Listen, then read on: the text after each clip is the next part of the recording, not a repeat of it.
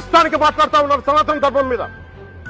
అయ్యప్ప స్వామి మీద మాట్లాడతారు, సరస్వతి దేవి మీద మాట్లాడతారు. అల్లా మీద మీరు మాట్లాడగలరా? మహమ్మద్ ప్రవక్త మీద మీరు మాట్లాడగలరా? జీసస్ మీద మీరు మాట్లాడగలరా?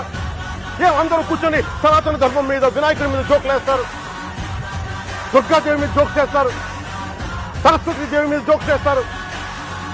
మా మనోభావాలు గాయపడవా? మరి బాధ ఉండదా? అందుకే నేను ప్రతిపాదించింది ఏంటంటే ప్రతి దానికి రావలేకపోతున్నాం. సనాతన ధర్మ రక్షణ board is order of the day. ప్రతిసారి కూర్చోబెట్టి మేము డిఫెండ్ చేసుకోలేం. ఇది ప్రతి సగటు హిందువు తాలూకు ధర్మం. ఇదే ఇస్లాం మీద దాడి జరిగితే ఎంతమంది బయటకు వస్తారు, ఎంతమంది నిరసన తెలియజేస్తారు? రోడ్ల మీద రమ్మని చెప్పట్ల. కనీసం మీకు కోపం కూడా రాకపోతే మేమేం చేస్తాం? గుడికెళ్లే ప్రతి హిందువు బాధ్యత కాదా ఇది?